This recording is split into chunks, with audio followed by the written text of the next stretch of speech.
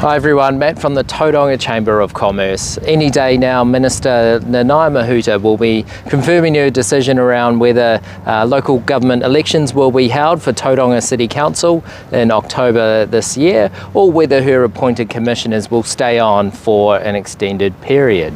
The reality is there's a lack of talented people that are attracted to stand for local body elections. That's right across the country. We're seeing a number of councils that are perhaps on the cusp of having some government investigations, if not interventions themselves. We need to make the role more attractive. These are big entities, multi-billion-dollar entities with hundreds of millions of dollars of annual turnover each year. This isn't your local PTA meeting.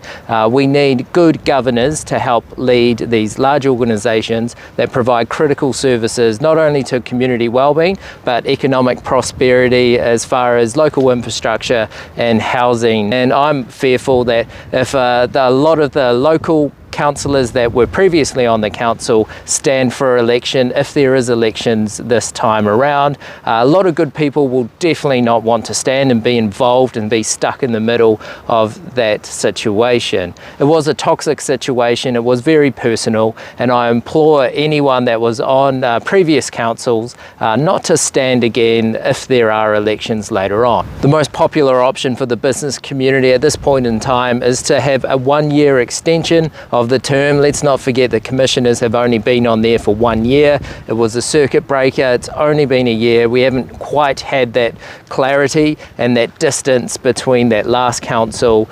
Give us some breathing room. There's a big wider review of local government happening, and we're hoping that through that review the government will look at ways to make the role more attractive for quality people to stand for local councils.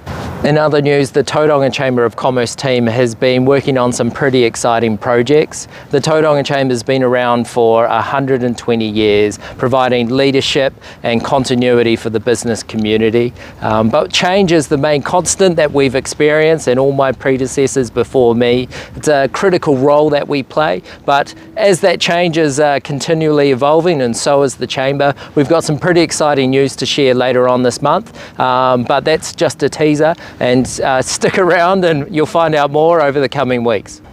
And finally, the Tauranga Chamber is continuing to hold events where it's safe to do so.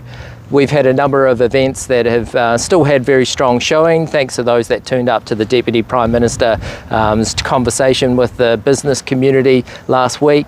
There's a number of other events that are coming up. Please do keep in touch, and I'll catch you around.